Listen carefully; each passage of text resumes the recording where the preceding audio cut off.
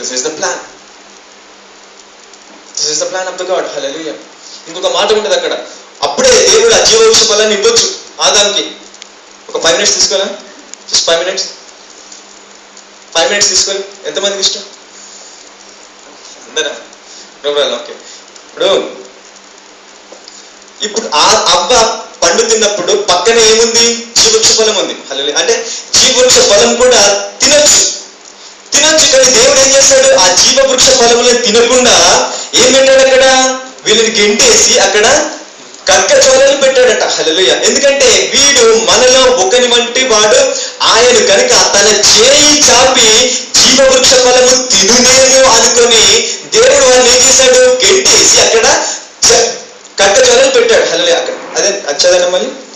అప్పుడు దేవుడైన యెహోవా, ఇదిగో మంచి చెడ్డలను ఎరుగునట్లు ఆదాము మనలో ఒకని వంటి వాడాయను, కాబట్టి అతడు ఒకవేళ తన చెయ్యి చాచి జీవవృక్ష ఫలములను కూడా తీసుకొని తిని నిరంతరము జీవించునేమో అని అనుకొని గెంటేశాడు. హల్లెలూయా. అవునా కదా? మరి ఎందుకు దేవుడు అప్పుడు అలా చేయలేదు? అప్పుడే అలా చేస్తే నిరంతరము జీవించి ఉండేవాడు కదా మనిషి. మరి ఎందుకు అలా చేయలేదు?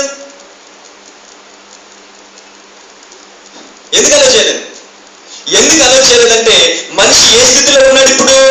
మంచి చెడులు ఆలోచించే జ్ఞానంలో ఉన్నాడు. అంటే విశ్రాంతి నుంచి బయటకు వచ్చాడు. విశ్రాంతిలో నుంచి బయటకు వచ్చిన ఈ మనుషుడు నిరంతరం జీవిస్తే ఎలాగ జీవించాలి? విశ్రాంతి లేకుండా జీవించాలి. హల్లెలూయా.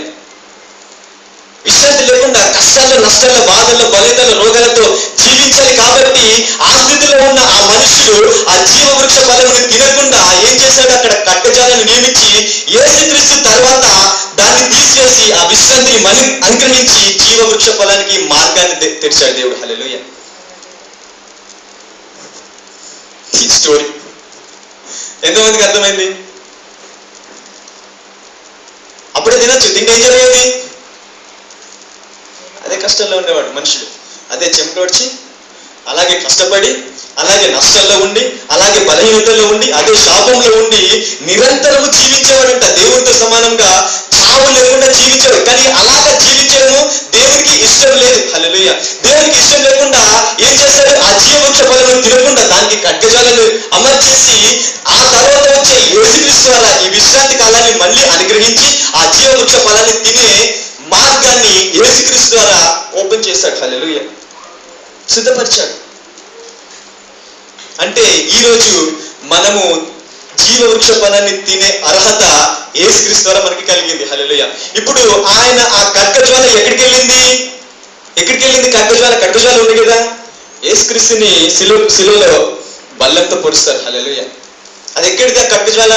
ప్రతి దానికి ఒక మీనింగ్ ఉంటుంది. హల్లెలూయా. ప్రతి దానికి ఒక మీనింగ్ ఉంటుంది. ఆ కర్కజ్వాల ఎక్కడికి వెళ్ళిపోయింది? యేసుక్రీస్తు శరీరంలోకి వెళ్ళిపోయింది. హల్లెలూయా. యేసుక్రీస్తు శరీరంలోకి వెళ్ళిపోయిన తర్వాత ఏం జరిగింది? జీవ జలాలు ఆయన శరీరం నుంచి బయటకు వచ్చాయి. హల్లెలూయా.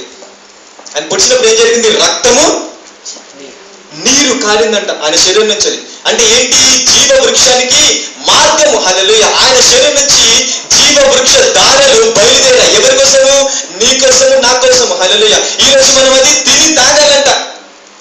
ఆ జీవ వృక్ష ఫలాన్ని తినాలంట. హల్లెలూయా. ఆ రైస్లోకి వెళ్ళడానికి. హల్లెలూయా. చూసారా ఎంత గొప్ప త్యాగం చేశాడు